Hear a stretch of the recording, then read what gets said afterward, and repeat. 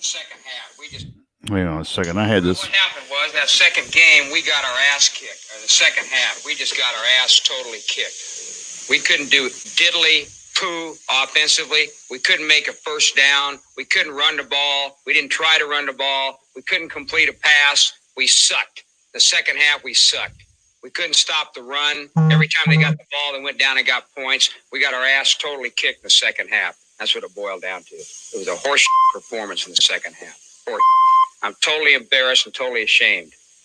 Coaching did a horrible job. The players did a horrible job. We got our ass kicked in that second half. It sucked. It stunk. Well, I thought, we'd start the show with words of wisdom from Jim Moore. I don't know how much that's going to get us in trouble or not, but welcome to another exciting episode of Under the Dome. I'm your host, Alan Ulrich. I know how that's pretty much how everybody felt watching that, especially that second half. In fact, I think Darren Waller just caught 3 more passes while we were playing that little clip. But yeah, it was a painful game. It was a painful game to watch because we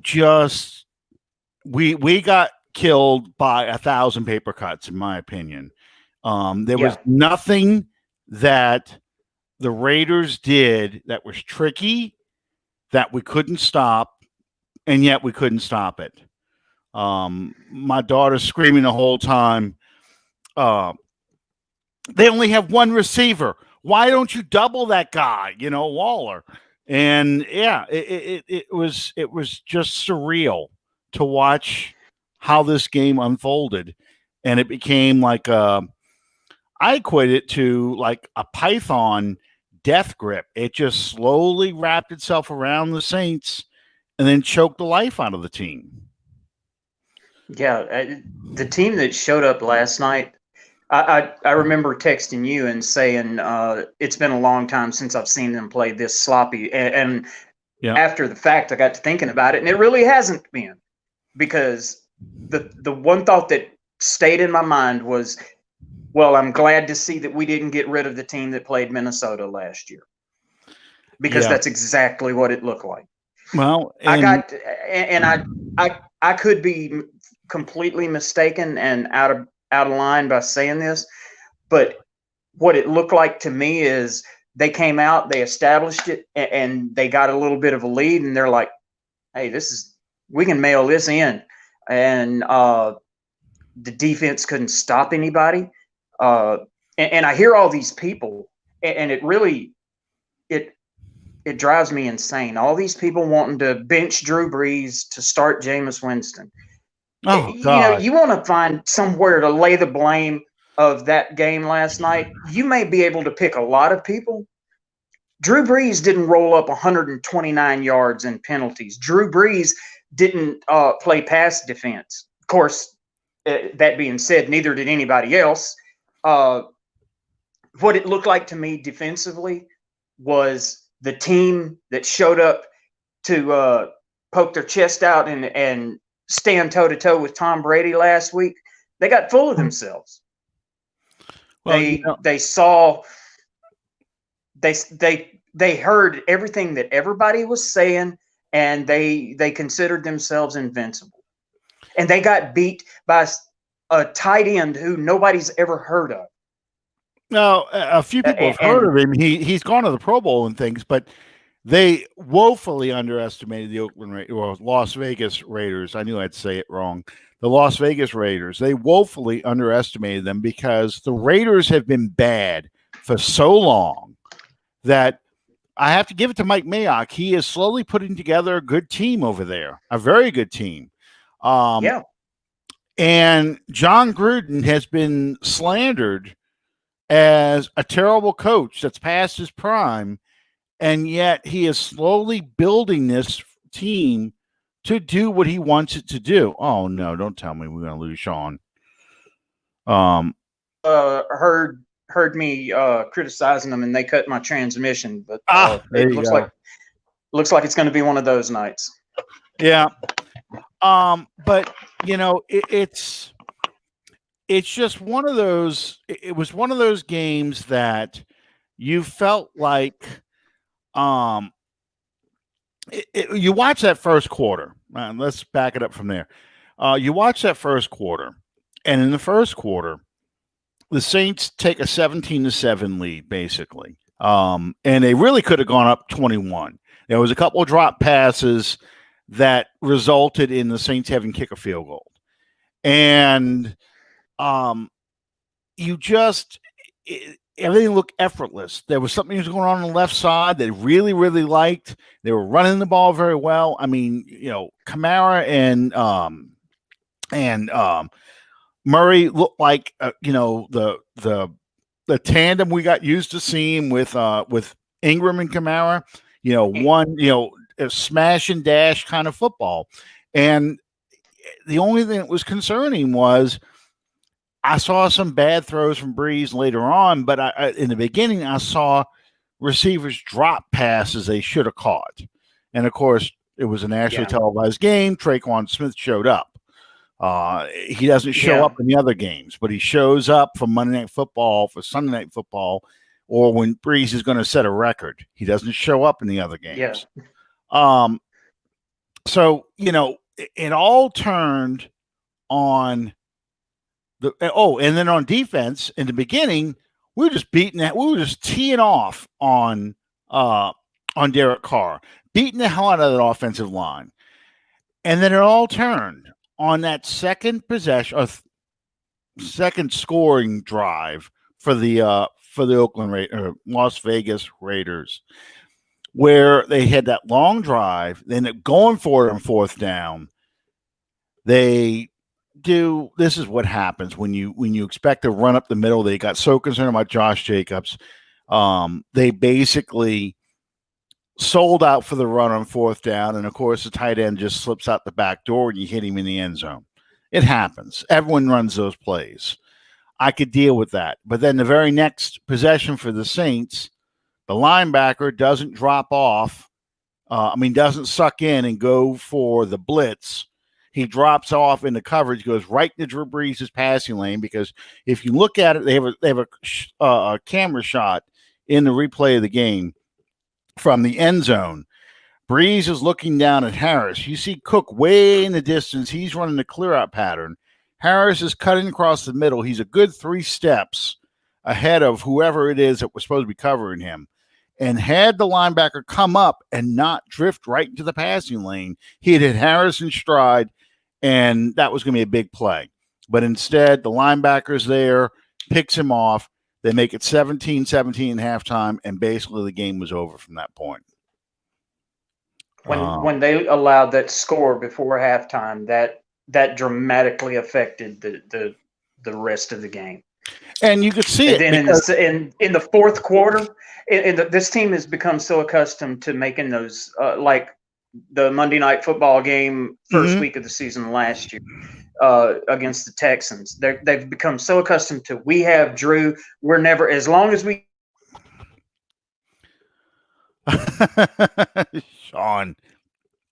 Sean's getting so anxious, he's popping off the screen. And I think the Raiders have. There he is. I'm about to go postal on this. I think you are. I was about to say, I think the Raiders have.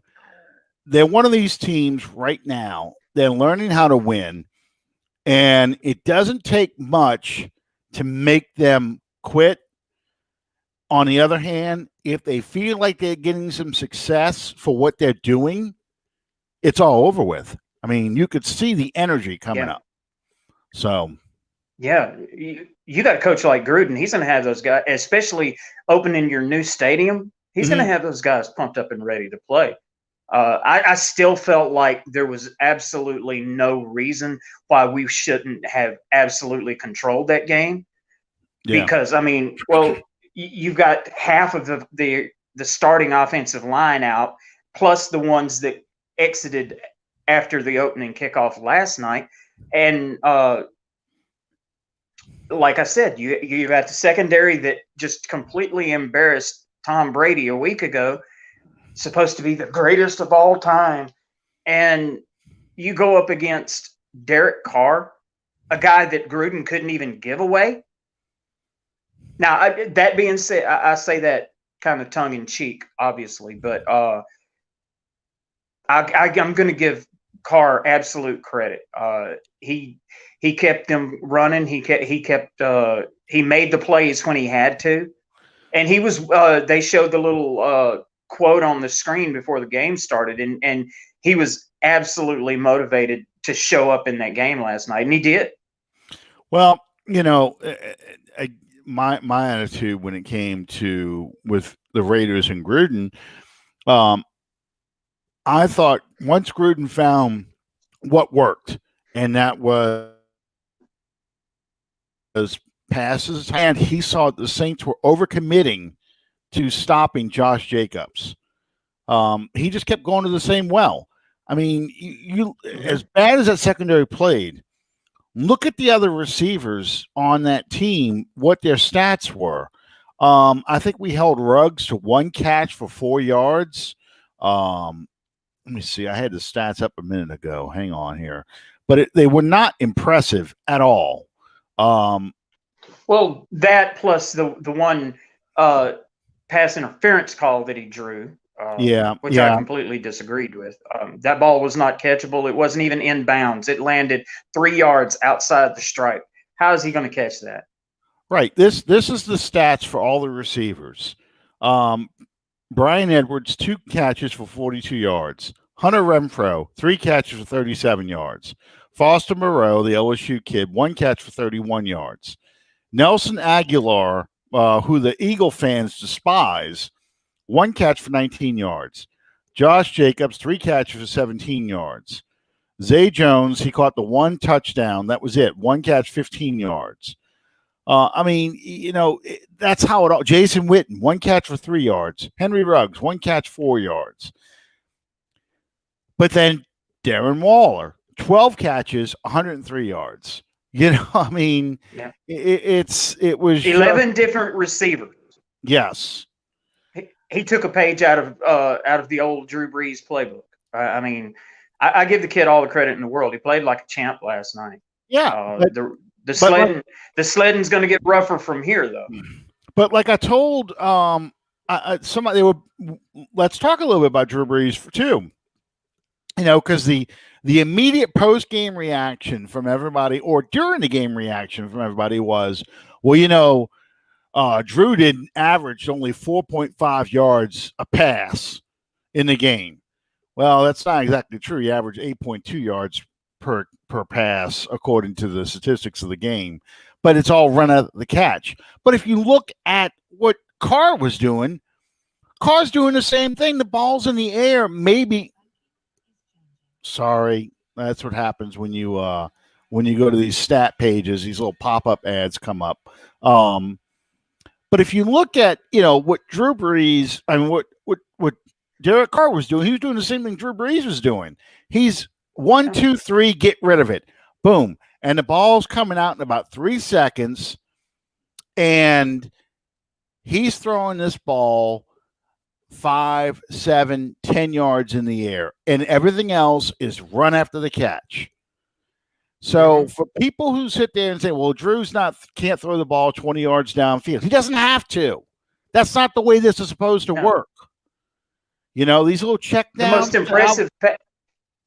The most impressive pass reception that I saw last night, I want to say, was still in the first quarter, that catch and run that Traquan had, where he caught it kind of little off center on the left-hand side and reversed his field and all the way to the sidelines. And we have been demanding that he show up for a game, and he really did last night. Now,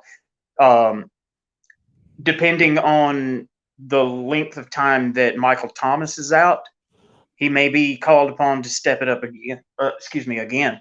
Well, I still can't understand why. There may be something that I'm missing. I don't understand why we have not been able to integrate Emmanuel Sanders into this. I definitely think it's the fact that we did not have OTAs, and a real training camp. I think that's Drew's problem with his inaccurate throws, and I think it's the reason why Emmanuel Sanders isn't doing for us what he's supposed to be able to do. I think you see evidence of that throughout the league. And by that, what I'm talking about right now is when you have those OTAs, you have those mini camps, you have those rookie training sessions, you have all these conditioning sessions that are a part of all of that leading up to the season. And how many torn ACLs did we see yesterday? And I'm not talking about like special teams non-contributing players. I'm talking about Nick Bosa, Saquon Barkley. The list goes on and on. Solomon Thomas for the 49ers. A ton of them. And their seasons are done 2 weeks in. Yeah. It's in the old days, and I hate talking like this because it's like, get off my lawn. But in the old days, the players used to use training camp to get themselves into shape. But the way people play now, the speed of the game, the lack of pads, the style, the style of football people play today, it's all about speed and cutting. So you see a lot more joint related issues because they're workout warriors, and they've got their muscles and so forth so tight and so strong. Your joint now becomes the weakest part of your body, and you're planning and cutting, and people are tackling by landing on top of you and twisting you and everything else. That's not the way the game used to be played. The way the game used to be played was much more physical, wrap up, drive to the ground. Calvin's seven torn ACLs this weekend alone. It's just one of these. It's all part of the way this game is played. So as a result, them going from little or no activity to full speed contact, I think it is affecting some of these guys. I think it is making them more susceptible to injuries. Well, you look at the vast majority of these guys that are, I'll say, 3 years and beyond experienced in this league. As you alluded to, the NFL isn't the same NFL that we grew up watching. You played until your season was over, be that end of the season or end of the playoffs, Super Bowl, whatever. And then nobody looked at you again until August. And like you said, they use training camp to get back into shape. Well, the NFL of today has become such a 12-month year-round thing that they never have the opportunity to get out of shape. And even the guys coming in from college, because when their college season ends, they're training for the combine. And then I think in a normal situation, 2 weeks after the combine is when the rookie camps and the OTAs normally start up. And these guys never have an opportunity to get out of shape. Well, COVID threw the boomerang in that, because you couldn't train unless you trained alone. And you may be a absolute beast in the weight room and in your workouts and all, but it's not the same as training with a team and with players. It just really isn't. Well, you're not getting the contact that you used to get. I think the Saints had 12 padded practices this training camp, and you're not getting the 2-a-days. You're not getting the shorts and shells practices. They used to allow a lot more contact than they allow today. So I'm not saying that you're driving people to the ground. That's the way you should be doing stuff and things like that, because you don't want to knock out your star players before the season even begins. But what I am saying is that offense is based off of timing, is based off of knowing what the other person is going to do before you do it. And I think all that is off right now. I watched football this weekend. I didn't watch it last weekend. I watched it this weekend. I watched the Atlanta Cowboys game, which was hilarious. I was laughing the whole time. I mean, 4 turnovers by the Cowboys in the first half, and again, that's practice. That's a lack of training camp too, because you're not practicing ball security, so you're putting the ball on the ground. But 4 turnovers by the Cowboys, 20-0. They look like absolute garbage, and somehow they come back to close it. They go for 2, don't get it. So the Falcons are still up by 9. So they need 2 scores to win. Cowboys get their touchdown. They're going to lose by 1 unless they successfully do the onside kick. I see the onside kick laying on the ground, kick the ball. Not even on the tee. Yes, on the tee. It's laying on the side, just like this. Just like this. On the ground, you kick it. All right. It kind of spins and rolls.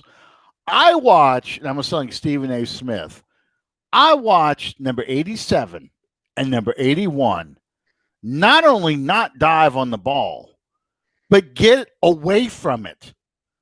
It's just, they're like backing up. Like, this is, if I touch this, they're going to recover it. So if I don't touch it, they'll only just be able to down it to be our ball, or it has to travel 10 yards. And nobody touches it. Of course, the Cowboys recover. So I start laughing from that point on. And I did not stop laughing until long after they kicked the field goal. I mean, because the next play is isn't it the pass? I think the CD Lamb. And, they're in field goal range already. Yeah, they're in field goal range already. So my laughter gets even louder. And then they run those 2 plays. And of course, nobody has any timeouts left. So they can't stop the clock. And they run those 2 plays to get the ball exactly where Zerline wants to hit it. And I'm just laughing even more. I'm like, he's going to make it. He's going to make it. And he makes it. And I said, 28-3 all over again. You blew a 20-point lead. Then to find out the stat, if you don't turn the ball over and you score 39 points in the 101 year history of this league, teams are not 1-0, not 2-0, not 3-0. Again, I sound like Stephen A. Smith. 440-0 until Sunday. Now they're 440-1. And who's the one? Falcons, you're number 1. There you are. That's how you're number 1. Never again. How you going to lose a game that you never trailed in until the horn went off? I feel like the guys in Friday. That's twice. How you get fired on your day off? That's the only thing that's missing. I'm waiting for Dan Quinn. Dan Quinn needs to be fired on a Tuesday because I talked to I was conversing with Josh Schultz, our Falcons guy. I was talking to him as this was all playing out, and I asked him. I said, "Man, it has got to be the scariest thing in the world to be a Falcons fan. Point lead. That's got to be the most terror-stricken that any." Hey, and I'm you and I are long-time Saints fans, and we've seen the Saints do these things. The Saints have lost games just like this, but we don't now. Yeah. And I don't mean that, we're still going to talk more about the Vegas game because my point about all this was the second game I watched that afternoon. But, I just had to comment on that because it was just surreal to watch this, because what player does not know that you can recover an onside kick? It doesn't have to go 10 yards. They can't touch it. You can. But whatever. The second game I watched, though, was the Kansas City Los Angeles Chargers game. Yeah, that was a really good game. Well, and here's the thing. This is what I was getting to. Why I'm bringing this up because of Drew Brees' poor play. Here is a Super Bowl MVP, and we all know Patrick Mahomes can do. What was Mahomes' stats by halftime playing against a rookie, a team that's rebuilding? In Los Angeles, it has no fans. Even if we didn't have COVID, the stadium would have still been empty, or had been filled with Chiefs fans. This is, the Rams have fans. The Chargers do not. Not in Los Angeles. They've got them in San Diego, but not Los Angeles. So here we are. Mahomes' stats, I think, was something like 8 of oh, you got to. Yeah, I mean, that makes the weekend not a total waste. Plus my Cajuns won again, so that was good. But and I'll talk about That's Cam 2 Newton in a row. Yeah, 2 in a row. And I thought they were going to blow that game, but I could talk about that one too. But here, that's got to be the sign that this week's sign that the apocalypse is on us. UL won 2 in a row. No, well, Tulane blew their game, so I got a story about this. I'll tell you in a second. But anyway, okay. Mahomes was 8 of 17 for 76 yards, and I think an interception in the first half. He did not look good at all. He could not hit his receivers. They couldn't run anything offensively. Their offensive line was getting blown up the ball. But in the second half, it only took a couple of passes, and boom, all of a sudden now the Chiefs look like the Chiefs. They're able to move the ball. Well, I mean, that was their MO last year too. I mean, look at those playoff games. They come out and boom, boom, boom. Tennessee's on top of them, and then just as many booms the other direction, and it's a runaway. And the same thing with who was it? New England? No, it was Tennessee. Tennessee, that's who it was. Tennessee in the first one, and the Texans. Texans was the other one. The Texans, they jumped all over the Texans. The Texans jumped all over because this is the old Bill O'Brien's a hack video that's urinating tree put out. But you had Tennessee. The Houston Texans jumped on them early, and then it took 1 or 2 mistakes, and suddenly the Chiefs were back in the game, and the Texans never threatened again. I think it was the fake punt was the turning point in that game. But anyway. Yeah.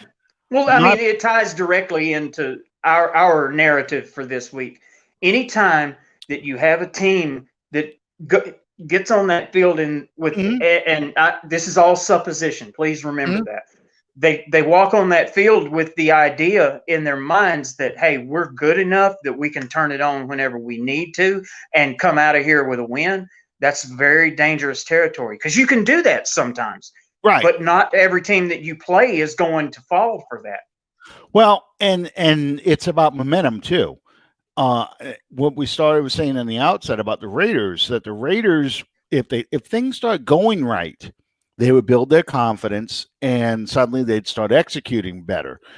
I thought if there was 2 turning points in this game where the game could have gone either way, and both of them ended up going in favor of the Raiders. The first one was the Brees turnover that tied it at 17. They had all the momentum. They were coming out in the second half, and the Raiders would get the ball, and they were going to be able to put 2 scores up from the last play or the last series they had at the end of the first half and the first series they had in the second half. They do get to 24. Okay, so here you've got a team now. They're 24-17. They've taken their first lead, a very long time-consuming drive. We get the ball back. It becomes a giant cluster because we couldn't get out of our own way with the penalties. I mean, at one point we were 2nd and 31, 3rd and 23. And we would get these good positive plays. Holding on Ramczyk. Illegal block by blocking a defenseless receiver by Sanders. a drop pass. It was all the mistakes that we made that game. That one drive kind of encapsulated how bad we were playing, because if in that game we go down and score and make it 24-all with a good drive, maybe our defense plays better. Maybe our defense responds. They get the momentum. They've had a breather. They've been on the sideline for a while. Maybe they feel the energy come back. But unfortunately, that didn't happen like it happened for the Cowboys and the Chiefs and even the Seahawks to an extent, because the Patriots, like a few times, Anna brought up the fact that Cam Newton looked pretty good with an offensive line. Yeah, he does. He's playing very well. Well, I was very surprised when I watched. Yeah, I was gonna say, did you hear Al Michaels say a little throwaway line, but it caught my ear.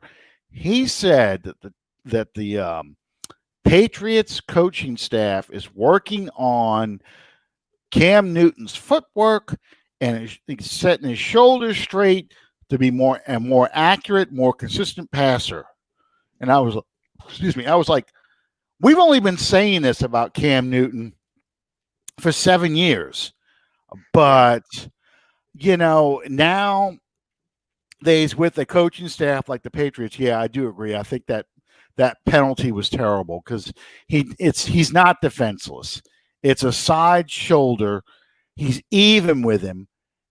It's not like he came out of nowhere and blindsided him. He could see him. So, I thought it was a terrible call, too. I by no means am I going to be one of those. I never have been, and I never will be one of those guys that says the referees cost us that game.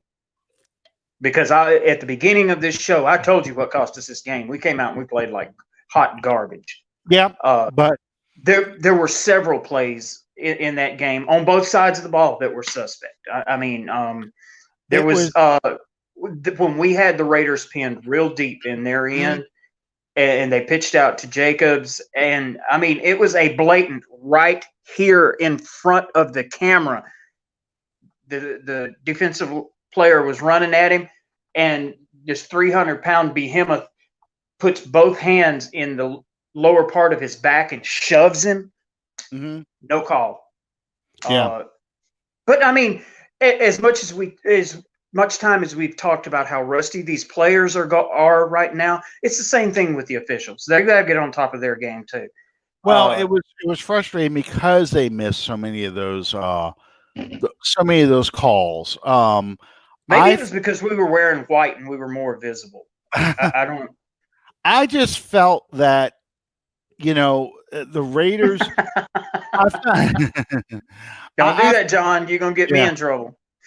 I found that the officials didn't call that game evenly, and I've said this before. My daughter said the same thing last night. In basketball, there's one team that gets all the fouls, and the other team, has no fouls. They're in the bonus, and that's kind of how it felt. I'm not saying the fouls, the penalties weren't all justified. I only thought less than a handful were questionable. The only two that I saw that I didn't agree with were the Sanders call and the pass interference on Janoris Jenkins with Rugg. I didn't agree with either one of those. I thought they should have let that one go. I did think, and that's just it. The Raiders got 5 first downs off of penalties, and they had 17 opportunities on third down.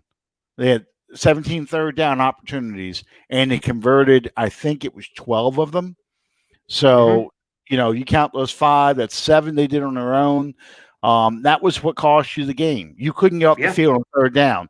And that's what aggravated me more than anything else. And the penalty at the end of the game on Janoris Jenkins, I was mad because the back judge threw it, not the side judge who was right there on the play. I saw that flag come from the middle of the field, and maybe he had a better view of the play, but it's still, I was just like, come on, You Well, know, the ball lands 3 yards outside the stripe. I saw it as uncatchable. Therefore, it should have been waved off. well, Of they were course, both it's against my team on a yeah, crucial third down that could have affected the outcome of the game. So naturally, I'm gonna feel that way. they're hand checking the whole way down, and he gets his arm caught up in the receiver, but he really doesn't. I didn't think he impeded his ability to catch the ball, and that used to be the definition in the postseason. The officials let that play go. It's no play. It's fourth down, time to punt, and I just wanted to see if we had an opportunity to tie the game up. We probably weren't going to do it, but it would have been interesting to see if they would have got the opportunity to do that. And that's all I would have called the play. Let them have the opportunity. To me, the series that really showed me that it was over was when we managed to produce the fumble by Richard. Yeah. And we did absolutely nothing with it. Now, when we couldn't capitalize on that, I knew that there was no way that Saints are going to win this game. And again, because the Raiders defense was well rested, they knew what was coming. They just sat back there and let the Saints self-destruct. This is. I want to ask your opinion on something. Okay. Mm-hmm. Is it just me and my warped way of thinking? we come out, we're hitting Alvin, we're hitting Traquan, and we're moving the ball, we're scoring points, and then all of a sudden it's like Sean Payton, that little petty Sean Payton thing right back here in the back of his mind clicks and says, oh my God, we're in a shootout, and we completely abandon everything that had been putting points on. Is that just me? It happens. I don't think it happened last night because, like I said, that one drive that was nothing but penalties. You just might as well throw the play call and shoot up in the air because nothing you're calling is going to work right because you keep getting stupid penalties that could change it from a first down to 2nd and 31. I mean, it's just everything's getting thrown. So what do you call? What do you call in 2nd and 31? You're going to have to call a check down because everybody's going to drop back and going to give you that check down stuff. So I felt that last drive after the turnover, Sean Payton's looking at the clock and they're down by a score. I got to get points. And his defense can't stop anybody. They're not stopping you. So that puts even more pressure on Drew Brees to feel like I've got to score every time we touch the ball. And if you start feeling that way, you're going to make mistakes, especially in a team that does not look like they're in sync offensively. You start forcing throws, you start throwing the ball in play, you're hesitating, your timing's going to be off. I thought that's where the game kind of unraveled because I felt like the Saints almost panicked because their defense couldn't get off the field. And it was almost like in 2015 against the Giants. I'm pretty sure that the shootout 52-49, Eli Manning, OBJ, and I'm almost positive it's 2013. No, that's not 2013. 2013. I don't think that's right. I think it's 2015. Are you certain? Because Devin Breaux was on the team. So I want to, and I don't remember seeing, because OBJ scored touchdowns on the picks. He scored 2 touchdowns on the pick rub routes right there in the at the end zone, and that was the bugaboo. So I'm almost positive it's 2015. But in 2015, in that game, Andrew Jude said it best. You felt like every punt was a turnover, and a field goal was a disaster. You needed to score touchdowns just to stay even with these guys. And I think that's kind of the mindset they started to get into later in that game because the Raiders were having these incredibly long, successful drives that you felt like I got to be able to match this score right now because they're going to get the ball back and I got to do it quickly too. But I also need to rest my defense. But as soon as they get the ball back, they're going to come right down the field again and drive and eat up all the clock and kick a field goal to score a touchdown to win. I think that's what was in the Saints' mindset. Yeah, Avery's 2015. Yeah, and it was. I thought it was because I know Devin Breaux was in that game because that was the year that we gave up so many passing touchdowns. We could not cover the damn rub routes when they got close to the end zone. That's when we had cornerback tryouts on a weekly basis. Sterling Moore, Brendan Webb, Yep. all those guys. Yep. So yeah, and that was because Delvin Breaux got hurt early in the season. I think. Well, I think it was Delvin Breaux's first year with the Saints out of the CFL, and he was actually the best cornerback we had. He just struggled with the out routes. Anyway, so that's the thing that needs to happen. Number one, because you look at the past 2 weeks, number one thing has to happen is we have to clean up these penalties. We can't be committing this many penalties. Well, we are leading the league in one category this so far. Yeah, we've gotten 19 penalties over the past 2 games. We had 10 last week. We're the only team in the league to be over 200 yards in penalties to this point. I think we had 100 last week and like 129 last night, something to that. It's somewhere in that neighborhood. And it's pass interference, which is a killer. I've always hated the fact that pass interference is a spot foul, even when it benefits us.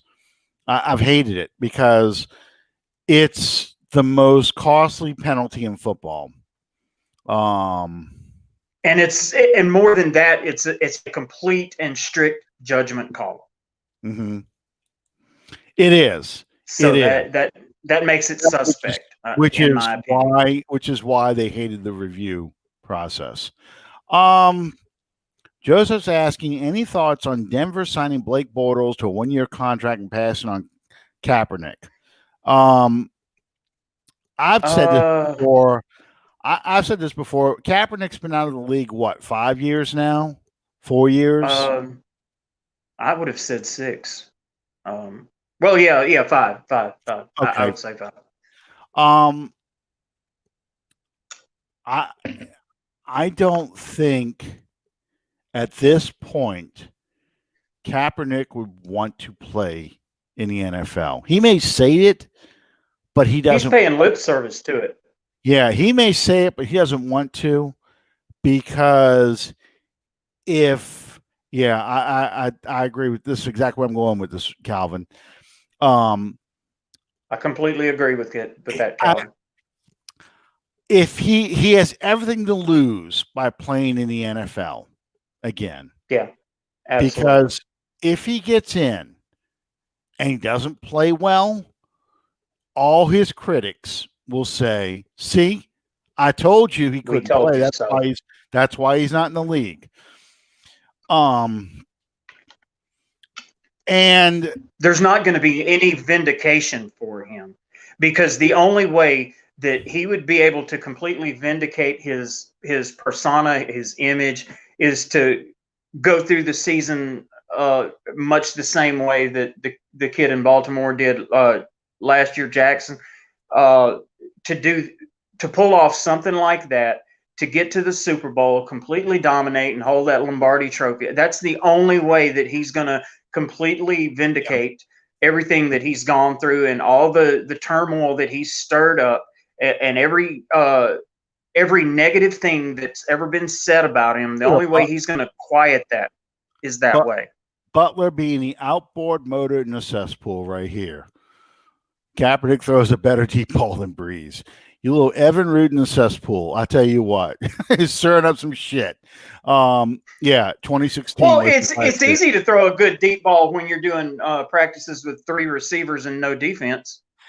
Well, and you're exactly right, Sean. Unless it is the storybook season where he wins it all, there will always be an excuse why he didn't do this and why he did do this. It's not. Yeah, I knew you'd laugh at that, John. It goes back to the season after Carolina played in the Super Bowl and got trounced by Denver. Everybody wanted to talk about how mistreated Cam Newton was, how they were being so brutal to him, and they were hitting him dirty and all of this and all of that. Well, it's the same thing with Kaepernick. What do you think they're going to do to him when he steps on that field? Friend, foe, or indifferent? And we're not talking about the young Colin Kaepernick that played in the Superdome in that Super Bowl against the Ravens. We're talking about a guy that's, as Alan alluded to, that's been out of the league for 5 years now. Yeah, and it's a no-win. So he gets more press actually by not being signed and to stay out because he can keep saying, "See, I'm being blackballed by the league. They're afraid of me," and that's just how it is.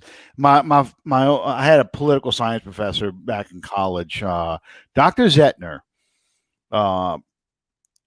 hilarious man. I'll never forget Dr. Zettner. But Dr. Zettner one time said about Sean. You ever heard of the 27 Club? You ever heard of this? It sounds familiar. 27 Club. Refresh my recollection. 27 Club is the average age of rock musicians who died at a young age. Yes, Mama Cass, Jimi Hendrix. You know, you go Jim all the way Morrison. down. Jim Morrison, all of them. Yes. The 27 Club, he used to say was his statement about that was death was the greatest career move they could make because absolutely you die at your artistic peak or your potential is still untapped of how great you could be. So human imagination, as being what it is that you look at these guys as they could have just dominated and changed everything. You never get to see. It's like Elvis being eternally 1968 in the black outfit, thin, in shape, the comeback. You never get to see fat Elvis. You never see the fat, sweaty Elvis who could remember lyrics with the cheesy suits and all that, the Vegas Elvis. You always see him eternally young, eternally at his potential. And I think that's what it is with Kaepernick too. You know, he's always at his potential. So that's a very long answer, but that's pretty much how I feel about it. And Sean, you see exactly the same way. Think about it back to the Batman movie where Christian Bale was still Batman and Two-Faced. What was the quote? I can't remember precisely verbatim what he said, but you either live or are the hero or you live to become the villain. Yeah. Something to that effect. Yeah. John Butler, good question. How much heat has Dennis Allen getting down there, considering the amount of penalties and lack of a solid game plan against the Raiders? Two most obvious weapons. Believe it or not, I wouldn't panic to this point. I don't think people are really after Dennis Allen right now. Everybody's after Drew Brees, honestly. Well, Cam Jordan. I was going to say Cam Jordan rolled a goose egg, and against 3 offensive linemen. Well, against the number 3 offensive lineman, he didn't even face the starter. He had no pressures and no sacks against an offensive lineman he should have been steamrolling. So, you know, that gets ignored. They blame the secondary. They go after Malcolm Jenkins like they did back in 2013, 2014 when he was playing for us. But yeah, it's weird. I don't think Dennis Allen is getting the heat yet. They blame the players. They're not going after these guys yet. Well, to this point, you're basically batting 500 because, as we talked about earlier, against the Buccaneers, you absolutely you shined, and then last night you stuck up the joint. So, and with all the trials and tribulations of what this offseason has been, I can't see anyone going after Dennis Allen to this point. Now, should this trend continue, which I don't believe that it will, because everyone that I've talked to, I've told basically the last thing that I said was this was absolutely a bad night, and hopefully it'll serve as a wake-up call. Because if you think back over recent seasons, there's always been, I'll say the past 3, 4, 5 seasons, there's always been that one game early in the year where they said, "Look, we got to fix this," and then they've gone on the run that takes us to 12-4, 13-3, whatever. I think that last night will serve as a wake up call that you can't mail it in, and at the same time, taking into consideration there again all the difficulties, all the off season turmoil. It's a process, and no team is, as Alan said about the Chiefs, the world champions. They're not flying perfectly into the storm either. Everybody is having difficulties adjusting, and it's going to be pretty much a mature on the fly for every team in the league. Joseph also asked, would either of us consider going to a Saints home game under the restrictions of socially distancing or anything like that? Well, only if I could sit 50-yard line butt naked. I'll wear my mask, but oh God, oh, what an image that is! I need Etch-a-Sketch. Hey, don't hate. Well, Latoya, and when they play bad, I can just turn around in my seat and show them what I think of that. You just won't tell them you're number one, huh? The mayor of New Orleans, Latoya Cantrell, has pretty much killed any. The state is in phase 3.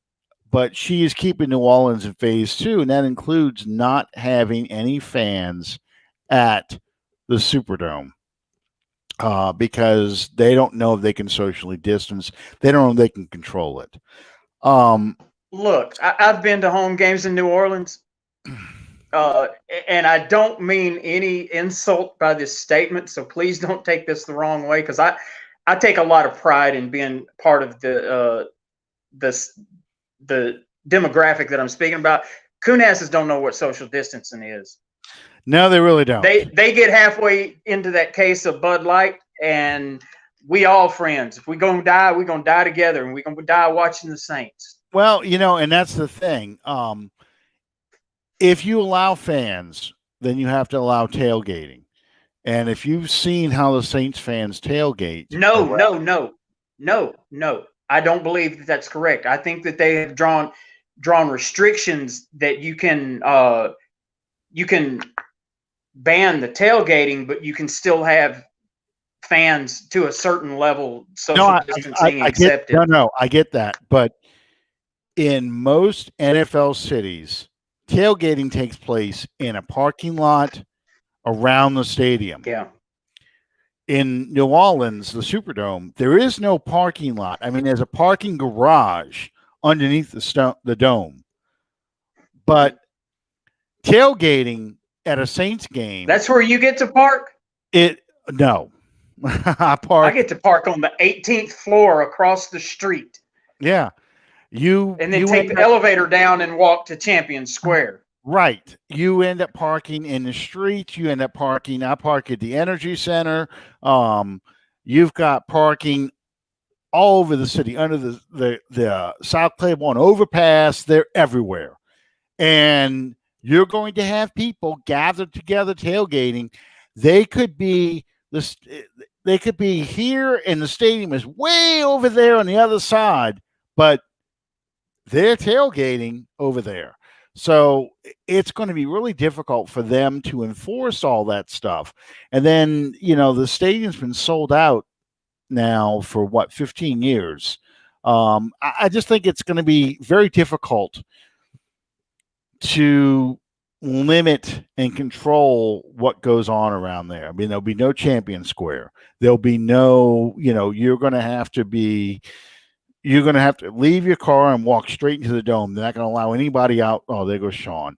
They're not going to allow anybody anywhere. And I don't know how they're going to do this. I really don't know. There he is. I've really got a bad signal tonight for some reason. I don't know if great. it's the storm's moving through, but I apologize. This, at least the audio that I'm getting from tonight, sounds a whole lot like flashback to Google Hangouts at the worst possible moments. Great. Terrific.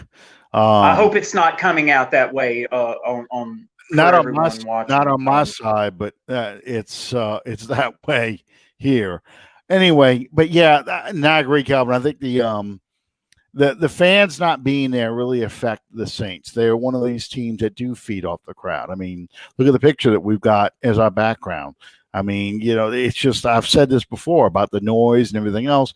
And I also said I expected sloppy play, but I thought we were going to be good enough to overcome these mistakes, and we weren't.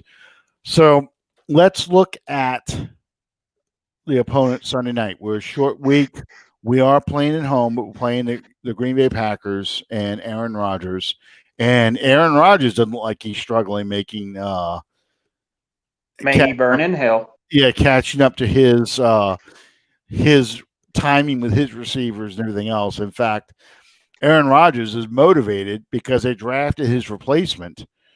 He's motivated to keep that guy on the bench. Now, granted, they played the Lions and they played the Vikings, two teams that are 0-2 each. Train wrecks. Yeah, and they've been the big brother in that division, and they've been turtling the Detroit Lions and the Minnesota Vikings forever. You know what it means to turtle somebody, right? Sean? Oh, don't tell me he froze again. Yes. Sean, you know what it means? You know what it means to turtle somebody? Well, are you talking about from South Louisiana or North Louisiana definition? I don't know what North Louisiana definition is, but South Louisiana, basically, when you turtle somebody, you fart under the covers, then take the covers and put it over your brother's head and hold it down and make him smell it, and he's dying and screaming and hollering. That's basically what the Green Bay Packers have been doing to the NFC Central, or the old NFC Central with the NFC North, since Aaron Rodgers has been in charge over there. Yeah, the Vikings and the Lions definitely are their little brothers. So I don't think they will play as well against the Saints as they did against the Lions and the Vikings. I mean, the Vikings lost to the Colts last week. They only scored 3 points. Well, as far as the Packers go, I gotta believe that, as you said, you got to consider the caliber of the competition, and I really don't think. I mean, even if Aaron Rodgers doesn't have Jordy Nelson, he doesn't have Jimmy Graham, he doesn't have the guy that's on our team now. He doesn't have that, but he's still Aaron Rodgers, and you're going to have to respect that. Sure. But at the same time, I know what this team is capable of doing on Sunday. Now, apparently, they're not capable of doing it on Monday, but possibly they can get back to business on Sunday. Look, and I get it, but as a motivational tool, Sean Payton played The Autumn Wind, the John Facenda poem. The autumn wind is a pirate, blustering in from sea. With a rollicking song, he sweeps along, swaggering boisterously. And you hear that music. Dun, dun, dun, dun, dun, dun, dun, dun, dun. He played that, to motivate the Saints. This is who you're playing. The problem is, I hope he burned that after that. Well, the problem was with the Raiders. You're looking at Phil Villapiano, George Atkinson, Jack Tatum, Kenny Stabler. You're looking at Mark guys. Van Egan, Mark Ted Van- Hendricks, Yeah, you're looking at Cliff Branch, Cliff Branch, Lyle Alzado, Fred Blitnikoff, John Lester Madden as a Hayes. young man, Lester Hayes, Lyle Alzado, Oh wow. Plunkett, Gene Upshaw, Jim Otto, George Blanda, guys who have not played for Ray 40 Guy. years. Yeah, guys who have not played for 40 years. You're not so when you hear the Oakland Raiders and the autumn wind and all that stuff, I'm sure the Saints players are like, well, that's not the Raiders today. That was the Raiders back in the day. That was how they played. They're covered in stickum. These guys have never even heard of stickum, but that kind of stuff. So I'm old enough that I actually played and used stickum. No, So there you go. I'm just saying, I think with the Packers, they've been good. They know who Devontae Adams is. I would not be surprised to say that this is the game that Marshawn Lattimore plays like Marshawn Lattimore and goes after Devontae Adams and tries to shut him down. Because you Good one, Chad. you basically this guy. This guy has a reputation. I mean, you didn't know who Waller was. I knew of him, but I knew of him because but everybody knows Devontae Adams. Everybody knows Aaron Rodgers. Yeah, let me correct my statement from earlier. I didn't mean to impugn his legendary status in the past two seasons. No, I'm just saying he is not the Jimmy Graham that played in New Orleans. He is not the Rob Gronkowski that played in New England. He's not George Kittle. He's not Travis Kelce. No. He's not Rob Gronkowski.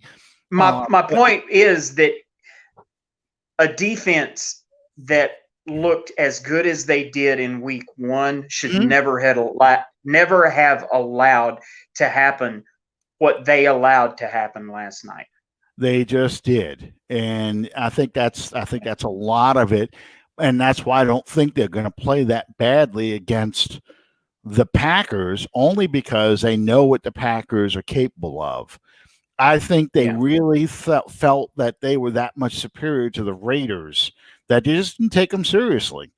And early on in that game, and I'm not saying they deliberately slighted them, but I think they felt like somebody's going to make a play. And once we make the play, it's, we're going to roll this team. They're going to just quit. Yeah. And it never happened. Whereas with the Packers, that's the reason that I said after that turnover, and you think that those guys are out there saying, okay, here, this is the time that we turn it on and we turn this around, and it wound up being a punt. And I just sit there and shook my head and I said, that's it. It's over. Yeah. And I think that the Packers, they know Aaron Rodgers is going to do his Aaron Rodgers shit, and we better have 2 scores or 3 scores up, because all of a sudden he's going to start throwing that ball, and he'll throw a Hail Mary and make it work, and he'll steal a victory from us. So, I think that's what I was saying about Lattimore. I think, he's going to pick up his game. I think Cam Jordan's going to be embarrassed. He's going to pick up his game.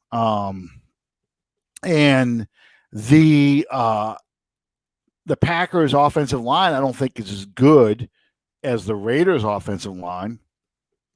I think there's sacks to be had. As long as you keep Aaron Rodgers in the pocket. I think the running back is better than Josh Jacobs, and I like Josh Jacobs. I think you're right. I think he is Vernon Davis reincarnated. Talking about hey, there's a few names. We do not say Marshawn Lynch or Beast Mode on this show. We do not say Vernon effing Davis name on this show. Okay. Who is the others that have been banned from being? Well, note on this show, Sean does not like VD. Okay, Sean does not like VD. There you go. Yeah. We don't talk about Well, our buddy from the Seahawks that we've had on the show, Zachary, he and I were talking after the game last night, and we're talking. He was, I was giving him hell about that Super Bowl game, and it was funny because I'm not going to tell you what he called me, but it wasn't Mick. Let's put it that way. And I said, dude, you're just getting started. It works both ways. Vernon effing Davis, Big Ben, Billy White Shoes Johnson. I like Billy White Shoes Johnson. I can talk about him because he was an Oiler before he was a damn Falcon, so I can enjoy him. But yeah, Big Ben. Yeah. We don't talk about Steve Bartkowski. We don't talk about William Andrews. Oh, I love Steve Bartkowski. You got to be friggin' kidding me. I used to love to watch him play, man. He was a good quarterback. I didn't like him because he was a Falcon, but I mean. Yeah, I don't talk about Steve Bartkowski. Don't talk about William Andrews. Don't talk about Gerald Riggs. Lynn Kane. Don't talk about Alvin Jenkins. Don't talk about, man, those guys. I'm getting heartburn. Yeah. The only team that only on this show, VD outside the show is a different matter altogether. Yeah, that's right. Yeah. No, actually, I would prefer to avoid VD on both levels. Yeah, well, you know, as long as we're talking about it. I mean, every Valentine's Day, one of my good friends always sends me Happy VD Day. You know, so. But yeah, and Calvin, you're exactly right. That's the same damn problem every year. Instead of coming to play a full game, I would put that way. But they basically take the cheese and they play against a team they think they can roll. In 2011, it was the 0-8 Rams, and they lost that game. It's one of the 3 games they lost, and it's because they thought they could just roll that team. 2009 Dallas Cowboys. Yeah, Dallas Cowboys, another team they thought they were just going to be able to roll them, and it didn't happen. So absolutely, it happens every year with this team. Usually, if we're going historically, usually it has found a way to happen in week 1. Well, we haven't gone 2-0 since 2013. We've gone 0-2 in 2014, 15, and 16. 2017, we went 0-2 in 2017 as well. And we went 1-1 in 18, 1-1 in 19, and now 1-1 in 20. So before everybody starts wanting Breeze in front of a firing squad and wanting to fire Dennis Allen and all, it's one damn game, and it's the second game of the season. There's time to. It's a loss to a non-conference opponent. It's not going to affect us in the grand scheme of things. Well, so long as we end up 12-4, 13-3, no, because it doesn't really affect your tiebreaker status, providing we have a better NFC record and a better divisional record than anybody else. But here's the thing for me. The September's been historically a bad month for the Saints since 2006. Totally agree. They've lost more games in September than any other month. October, on the other hand, has been one of the best months for the Saints. They generally go 4-0 in October. That's just the way it is.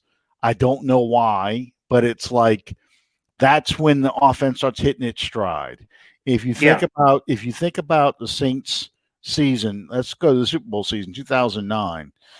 You played week 1, you played Detroit. Week 2, you played Philadelphia. 3 and 4, then you had 3 and 4. You had the Jets. You had Buffalo and the Jets. Then you had your bye week. Okay, and then you played all 3 teams consecutively from New York. Yeah, well, Buffalo, Jets, and Giants. Well, you had a bye week, and then you come out and play the Giants, and then you think about those games in October. And I think it was the Giants. Shoot, I had the schedule in my head. I've watched that video so many times. I should know Me this. too. Me too. Miami. Yes, Miami. Okay, so you had Jets was the first game in October, then the Giants, then Miami. So you think about those 3 games, and just the way they won those games, especially the Giants game, they blew them out 48-27. Jets game, they came back to win that one 24-10. Miami, of course, was a big comeback, 46-34. And then, of course, you played the next game was the first weekend in November. You played the Falcons on Monday Night Football. And that was the Saints October. And you go pick any season and you look at even the seasons when they struggled and they went 7-9 or whatever. October was what seemed to be the weeks that they came back and either got to 500 or got close to 500. Yeah, but see, during those 3, 7, and 9 campaigns, anyway, the making a clean sweep in October wasn't that impressive because you were trying to right the ship from what a shit show you had put on in August and September. Mm-hmm. No, I get that. Yeah, 2011. I'm just pulling up the 2011 season, looking at it just now. Wow, we lost 2 games in October. Well, I know why we lost one of them. One was the Tampa Bay game, October 16th. That was when Sean Payton broke his leg. Yep, I remember that. But October 30th was the game against the Rams that we came out flat and got our butts kicked, and they were 0-8. And the week before, October 23rd, was the Colts game, 62-7. So that just gives you an idea. And there was a stat about that a team that had scored 50 or more points the week before, what happened the following week, and their record was horrible the following week. So it wasn't uncommon. 79 season. We'll go to 2014. Is this 2013 or 2014? This is 2013 I'm in. Yeah, 2013, October, we beat the Bears and the Bills. We had a bye week in the middle. But, we played the Patriots. And what happened in that game, 2013? He gone. I'm talking about 2013. That was 2000. That was 2009. No, 2013 was that game hurt Tom Brady's feelings so bad he took himself out. The only memory besides the game highlights that I've looked at, the only memory that I can recall from sitting there and seeing it real time was him sitting on the bench and the Patriots running out on the field and Belichick turning around and looking at him and he just shook his head like, "Nah, I'm done." And that was in the third quarter. Yeah, no, 2013 was the one in New England. That was the first time we played the Patriots since that Monday night game. And that was the year that on the final drive, Tom Brady got his miracle touchdown because they put Cam Newton in they put Junior Gillette in a friggin' headlock, bent his head all the way back. Yes, that was in New England. Yes. So he couldn't. That was the game where Kyrie Robinson scored his first touchdown. Yeah, and that was against the touchdown that he threw was against Jabari Greer. Yeah, Jabari Greer and Junior Gillette was in the friggin' headlock, and the officials, "Oh no, there's no flag. There's no flag. It's no foul." And it's because Tom Brady had to have his touchdown. So, yep. That was that year. I was at a relative's house. Watching that game, and that game subsequently resulted in me being banned from watching games at that relative's house anymore. I normally I follow the flow of the ball on a play, but it just so happened that on that touchdown, I'm sitting way up on I just barely got the cheeks on the front of the couch cushion, and I was looking dead at Junior Gillette, and the play ensued, and I start jumping up and down, and I let a few slip on here every once in a while, mostly for comedic purposes, but I cannot repeat on this show what I said when they ruled that a touchdown and they didn't call that that holding call on Gillette. Well, it killed me that I thought that's what I was looking at, hands to the face, and that's what I was screaming about, holding and hands to the face. But when they showed the camera angle from Brady, behind Brady, going in, Mhm. you can see Junior Gallette's head bend back, and he's like, pull back like this. I'm like, oh my God, and yeah, I was furious, and that was our first loss of the season that year. Yeah. But yeah, that was a tough one. But on the whole, the Saints have really enjoyed October and November. It's December where they have their problems. I hate to say it like that, but that's when the Saints start slow and finish slow. And that's where we struggle. That's where the injuries start adding up at the end of the year. Yeah. So I guess the last piece of good news coming out of this game is nobody was seriously injured. Everyone who got hurt during the game came back at some point in the game. I think Andres Pete got a finger in the eye. Somebody poked him in the eye. I think Josh Hill was driven, landed on his knee funny, and he felt like a knee it felt like a knee injury, but he was able to walk off. And I think I saw him come back in the game. But did you see that Raider player hit that? Yes, that boom thing. That's the TV camera. He hit that thing like a wet turd hitting the concrete, man. I thought he was knocked out cold, but apparently he wasn't, and he was back in the game too. Well, if he was, he recovered quick.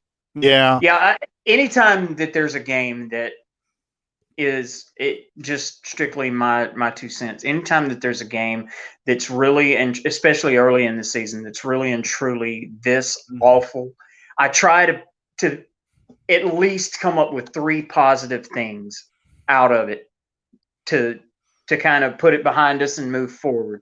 And as you just said, the injuries. If you look over the weekend across the league, the major teams that suffered incredible injuries, the 49ers come to mind immediately. But the Saints have met, and knock on wood, the Saints have managed to stay relatively injury free to this point. I probably shouldn't say that, but you got a look. Everybody likes to ride the back of Michael Thomas as long as he's producing, but you got a glimpse of exactly what this team was without Michael Thomas. There's not a doubt in my mind that this game would have completely had a different narrative had Michael Thomas been able to play healthy. I'll put it that way. But you got an idea of what you needed to address should this injury to Thomas be protracted and lead out over the course of several weeks, as they're looking at. Yeah, I think he'll be back sooner rather than later. Sound like Sean Payton, but yeah, I think he'll be back sooner rather than later. And I do too, but that as much as that is maybe a good thing, that's also could be a bad thing, because he's such a gamer and he's such a competitor, but you don't want to do anything at this point in the season that's going to affect whether or not he's able to perform at the end of the season when it matters the most. And that's just the way that I look at it. No, I don't think he I just think from Michael Thomas's point of view, he is not going to let himself get injured any further. He knows his body. He's going to fight through it and want to play. I think you'll see that. Yeah, October does need to hurry up and get the hell here. I'm ready for November actually because I'm tired of all these damn storms. And that John Butler brought up something. I was just getting ready to start saying, as bad as Breeze bashing was today, imagine Winston came in for the last 2 drives and exactly what Breeze did, moving the ball at will at the end. Yeah, that would be a nightmare. The thing that kills me about this, we should bench Breeze, and you can see the division. Either go to Winston or go to Hill. In Winston's case, I think that he didn't just throw 30 interceptions last year. He turns the ball over a lot, and you might get a quarterback who can push the ball down the field. All the things we were talking about with Drew Brees. Here's somebody learning this offense for the first time. I think Winston would be a dramatic or just a giant disaster out there. And I At think this point, yes. Yeah, I think he throws interceptions left and right. He's talking about Avery's talking about Michael Thomas. Saying he was running routes and do everything he can to play. But I think Winston, the problems Winston has had is adjusting to changes when a defense shows you one thing pre-snap and then something else post-snap, and not understanding the verbiage correctly to call the right play. Coupled with that, that's a recipe for disaster. Yes. I think, if you put him out there, you are definitely setting himself up to fail. And you already have a problem with him having a habit of turning the ball over, giving you pick sixes. So imagine they put Winston in and he starts throwing pick sixes and makes the game worse than it is. What is that going to say? Or you put Taysom Hill in there and Taysom Hill just runs the ball all the time. He takes one look, tucks it, and runs. I mean, it's just it becomes just a giant mess. It makes your offense one-dimensional. And Breeze is your best chance of winning. You may think he's got a weak arm, he can't throw the ball deep and stuff like that, but at this point, you have nothing else really as an acceptable alternative. This is not uncharted territory. You look back a year ago, when it got time for the Rams game, they put in Bridgewater. Mm-hmm. Bridgewater doesn't do well that game, but leads us to what? 4-0, 5-0? 5-0, based on the fact that this is going to sound terrible, but it's not. I don't mean it the way it's going to come across, but they dumbed down the playbook. They made the playbook very simple and very basic for Bridgewater. They adjusted it. And the defense was playing lights out. That's the part that people are missing. The defense played lights out. So if the defense is not playing lights out and you've got a quarterback who is in his first year trying to understand the system, that's just a recipe for disaster. It's absolutely going to be disaster. And with Taysom Hill, you put him in there, at quarterback, that takes away your special teams guy, that takes away your tight end, takes away your receiver, that takes away your fullback they ran him last night in, takes away your running back that they put him in. It takes a weapon away from your offense that you no longer have. And we already have enough question marks at wide receiver.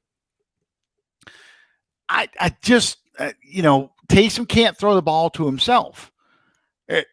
I personally think all they do if Taysom Hill is out there, they just put the soft shell, come up close, and don't let him run around. Go hit him in the backfield. Make him throw that ball before he's ready and look for the turnovers. I think that's what happens with a Taysom Hill quarterback. So, I mean, he is not experienced. Now, no. for all of the plays that he's made, for all the good that he's done, and I don't deny that, and I certainly don't diminish that, but you're not looking at a guy that has played. He's Bridgewater, played in game situations. He doesn't have extensive he hasn't started experience. he hasn't started a game from kickoff to the final gun. He's never started a game at quarterback in the NFL level. You can say that about Bridgewater. Bridgewater did that. You can say that about Winston. Winston has done that. Bridgewater was in his second or third year. No, second year. He came in 2017 or 2018. I think he came 2018. 2017 it was Chase Daniel. But Bridgewater was in his second year in the system. He had full off seasons. He had all the things he worked on, okay, running this offense. He had an entire season to learn all the verbiage. Winston hasn't had that. Winston hadn't even had the OTAs and stuff. Winston's only in his third or fourth week, really, of learning this offense. So, it's a totally different situation than it was when Bridgewater came in. And don't you think for a solitary instant that every coach that we go up against hasn't game planned for the eventuality that they may see Winston? And they have 5-6 years of game film on this guy. Exactly. They know what he does. They know what he can't do. And, everyone wants to sack Breeze. Well, record speaks for itself. Well, it pisses me off. It pisses me off too, because I don't accept the idea that his arm strength is gone. I think there are throws that he struggles making and he needs perfect protection to do. I think right now he does look out of sync with the offense, but I still believe he can make every throw in the NFL. I just don't think that this offense is in sync. And I mean this with the timing and everything else, the stuff that we talked about at the very beginning of the game, to sit there and say, okay, it's all on Breeze. How many passes did people drop last night? It's just how many times they just weren't on the same page, throwing, catching and throwing the ball. A couple times last week, I could see Breeze talking to his guys about, you need to finish this route. You need to do this. You need to do that. It happens right now. But and you also need to stay away from damn crap tables the night before the game too. I just thought I'd throw that in. Yeah. So, I mean, it's just, that's what you get when you have a team in Las Vegas. Yeah. So let's see what happens in a few weeks. Let's see if now it becomes, once the calendar turns to October in about 2 weeks. Let's see now how the Saints look. I expected them to look sloppy the first few games. I said that before the first game was even played. I said probably week 3 or week 4 before we see how this team really looks. Well, that was a sloppy game. You told me last night this looks like a preseason game with all the penalties, and you're not going to see the cohesiveness, the team gelling, the synchronicity that you saw last year until after week 4, because all you're doing the first 4 weeks of the season essentially is the preseason that you did without. Yeah. I mean, I would only against tougher competition, and it counts. Well, the games count. I think, we'll have to see in a couple of weeks and see who, because I don't think the Vikings are going to be this bad. For example, I don't. I think the Vikings have a good coaching staff, enough talent that they can come back and challenge the Packers later on in the division. I think Tampa is going to be a better team, so we'll absolutely. We'll see what happens in the next couple of weeks. All right, Sean, real quick, we didn't even pay the bills. We just jumped right in because I did with the Jim Mora quote as soon as we started the game. That was a hell of a start, by the way. I liked it. Thank you guys for joining us on the Under the Dome podcast. We love you. We appreciate you being a part of what we do, because without you, There is no us. And you can follow us on Facebook at Under the Dome Podcast. And you can follow us on Twitter by the magic digits displayed below our majestic faces. That's on Twitter. Did I mention that? Yeah. But that's us, man. We love you guys, and thank you so much for joining us tonight. Well, that's I made the mistake last night of getting on the Twitter after the game and say I see the normal bad takes are going on in St. Twitter, and that just opened the door because people were drunk and ranting and raving on Twitter. So I had to mute my phone last night because it was blowing up with people commenting and arguing with me. And I'm like, dude, it's 1 o'clock in the morning. I'm not arguing with some drunk asshole at 1 o'clock in the morning. And Calvin, I agree with you. And I think Taysom does need some more snaps. I think he needs to get the ball thrown to him a lot more. I want Taysom Hill more as a receiver right now because ironically, I think he's the third most complete receiver behind Thomas and Sanders because I don't trust Traquan Smith. So if you don't have Michael Thomas out there, I think you need a Taysom Hill to stretch the field and make a difference on those shallow crossing routes. I'm terrified to let Deontay Harris catch the ball. Not because I don't think he's going to drop it or fumble it, but I think at his size, he is not big enough to take all that stuff. Oh, who signed the football I picked up before? Okay.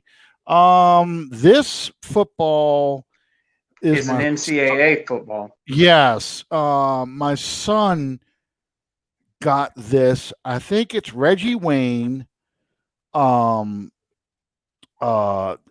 This was a Destrehan Ed Reed camp. So I think it's Reggie Wayne, Ed Reed, and I don't know who 25 is. I can't read the name, but my brother would know. Not my brother, I mean my son would know. My son would know this. But yeah, this is his football. It's a signed football. I've got a bunch of signed footballs around the house. I've got one that's signed by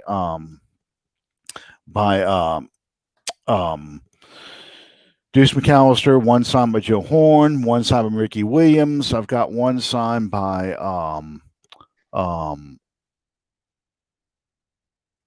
Devery Henderson. Then I've got an entire team ball. That's all signatures. Keep talking. You're talking about footballs. I got one to show off. Hang on. Okay. All right. Yeah, you're right. And for those of y'all who may have not caught on my good, bad, and ugly last night, hang on here. I've got a little clip here. So I started off because I always say this clip whenever the Saints are playing badly. Beneath his stormy surface flowed the warm tide of compassion and kindness.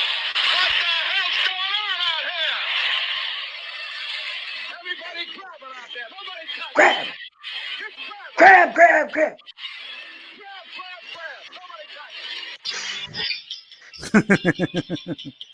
Yeah. So okay, you got to show off your signed ball. Yeah. I have the coup de grace. What's that? Recognize that signature? No, who is that? Is that? I can't tell who that is. Who is that? Whose signature? That is one number 9. Drew Brees. Yep. Yeah, I've got Drew Brees' signature on the team ball got over there. I won that at a auction. It's the entire team signed that ball from 2008. My next door neighbor has got the 2009 signatures, team ball signature at the same auction. The night that the Saints set the indoor noise record versus the Carolina Panthers. One of my old schoolmates her daughter dances with the Saints, and before the game, they went down and they got me this. And they had seats down by the entrance, and he came out and did his warm-ups, and this was when I was going through my treatments and everything. There you so go. They got me that. Yeah. And to prove that was the night that I got it. Okay. I was gonna say, don't tell me you had him sign a body part, because I don't need to see that. I'll just take your word for. I'll just take your word for it.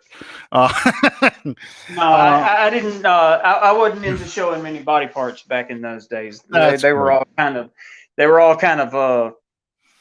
peaked at the time. So, all right, guys, thank y'all for joining us tonight. Oh, I wanted to tell you a quick story. I'm sorry. Real quick before we go off the air. Talking about Tulane blowing that lead and losing that game and UL winning. I had a college professor. I was there 5 years from 85 to 90. Had a college professor, and he said if there's a weekend where the Saints, the Tulane Green Wave, which I think that's where he came from, was Tulane, LSU, and UL, it was USL back then, all win in the same weekend, we won't have class on Monday. We had class every Monday. It never happened. It never happened. There was never a weekend where all the schools won. Now, this is something that probably only Calvin will understand. But when I was in high school, played for Crowville High School, and every year, we had play on Thursday, played the same team on Thursday night every year, which was Mangum High School. And our principal would get on the intercom the morning of the game and say, if the boys win against Mangum tonight, we don't have school tomorrow. We had school tomorrow. Well, you see, they couldn't do it to us because we played on Friday night, so they could tell us we didn't have school tomorrow. Well, see, all the time, and no one's going to show up on Saturday anyway. But we did have that kind of thing for Jesuit. If we beat Jesuit, and I already talked about De La Salle's football program, it was 3 yards in a cloud of confusion. But if we beat Jesuit, we didn't have school on Monday. And we beat them 1 year, and we didn't have to go to school on that Monday. And boy, Jesuit was pissed about that. They were trying to report us to the archdiocese and all these other things. It's like, really? Because we had storm days built in, so we had holidays that we could do. I think he made the faculty come in, but the students had to come in for a training day, whatever. But, that was 1 year we did that. We didn't have my junior year. Played Mangum High School. Their coach was Moose Munyon, and he's one of the 3 coaches that I ever played against that I absolutely respected totally. And he got it in his mind playing single A ball that if you played on Thursday nights, you could go and scout your opponents on Friday nights. So they played in a 10-game season. They would play probably 6 games on Thursday nights. We played. I can't think of a game we played on Thursday night. My brother might know better than me, but I can't think of a game we played on Thursday night. But we played most Friday nights and a couple of Saturday mornings. But that was it. Saturday morning sucks for going to see a football game. But yeah. Anyway, all right. Thank you guys for joining us, and hopefully after this Sunday night we actually celebrate a win. And we go 2-1 with, I think the Detroit Lions are on deck after that. Yes. So, if we finish the first quarter of the season 3-1, that's still a good beginning. 2-2 is not a nightmare, but 3-1 would be better.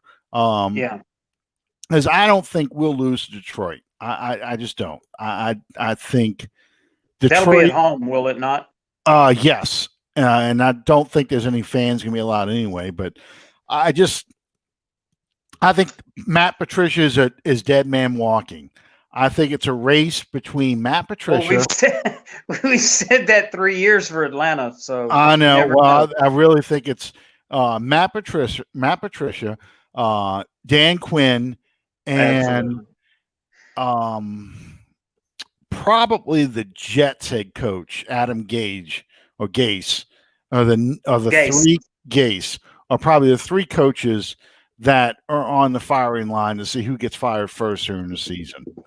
I would say Because that would probably be the three top contenders to this yeah, point. because the Jets are terrible. And I thought it was a stupid hire to begin with. It's amazing. We'll have to spend a whole show one time, maybe during the bye week. We'll spend a show just talking about the disaster that is the New York Jets and compare and contrast to the Saints. That could be a running series right there. Well, that would take a whole different podcast to cover the history of that. Well, because I could just spend a good bit of time on the Lou Holtz era of the Jets, which I think was a total of 9 games that season out of a 14-game season where he ended up quitting. It rivals the Bobby Petrino experience in Atlanta. But there was a fight song that he came up with that he expected the pro Jet players to embrace. And Namath was still on the team back then. So, yeah, I mean, Lou Holtz is a throwback, man. Lou Holtz. That's like Lou Holtz is the closest thing I think to Vince Lombardi that we've seen in a while. Lou Holtz is he's strictly a college coach. He had no business coaching in the pros. And that is the OT. Well, I mean, you have to talk about something during the bye week. And I think the grading thing is kind of overdone. We kind of grade or talk about these games as they happen. No need to rehash all that stuff. But the Jets, the Jets are the Saints of the AFC. If Tom Benson owned them first, like Sonny Warblin owned the Jets when he became the Jets and the Titans, and then sold it to John Meekum. And that's kind of how, and that Meekum has now owned the Saints from, the first few years going forward, because it's just been one disastrous decision after another. And you think about the coaches they had, and you think about the players that they had come through. I mean, let's look at the two players that were playing this past weekend. Jamal Adams playing for now for the Seahawks, who made the stop on Cam Newton. That was probably one of their best defenders. They didn't want to pay him. They didn't make him happy. And Demario Davis, we get him from the Jets. We got Jonathan Vilma from the Jets. The Jets just don't know what to do with talent.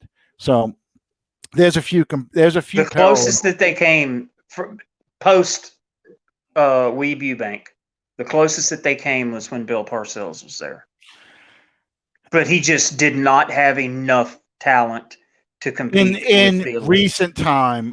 I would say in the early 80s, the New York Sack Exchange, where you had Mark Gastineau, Joe Klecko, that crew, Marty Lyons, and they got rid of Richard Todd, and they were now on to Ken O'Brien.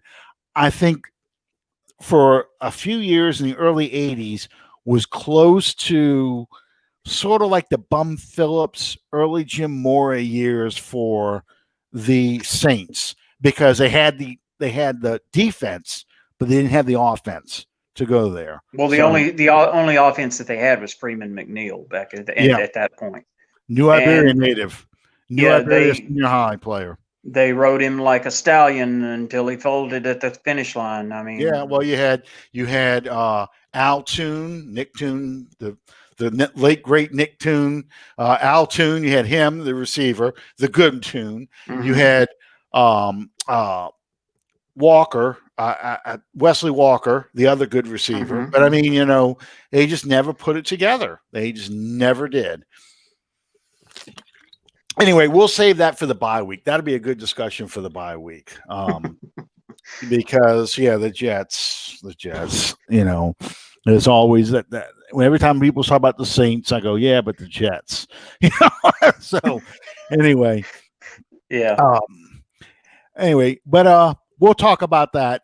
Pete Carroll was one time the head coach. Pete Carroll was, and so was Bill Belichick. For about 5 minutes. Yep. Both. And Bill Belichick, the reason why he didn't take the Jets job because he knew what a disaster that franchise was. The AFC Boomer Championship game. Esiason, that's right. Yeah, AFC Championship games in 09 and 010 with Rex Ryan. Buddy Ryan was the defensive coordinator for the 68 Jets. A very young Buddy Ryan. Well, he was there at Walt Michael. I'm sorry, he was an assistant coach under Walt Michael. Yeah. But yeah, and there's a connection to the Saints with Walt Michael, and I'll talk about that too. So anyway, we'll talk about that another time. The butt fumble, yeah. We'll talk about the Jets for sure another time. And in the meantime, thank you guys for sticking with us all this time. Of course, an hour and 45 minutes. But hey, it's fun. We don't have a time limit. And we'll see you next time on Under the Dome. Good night, everybody.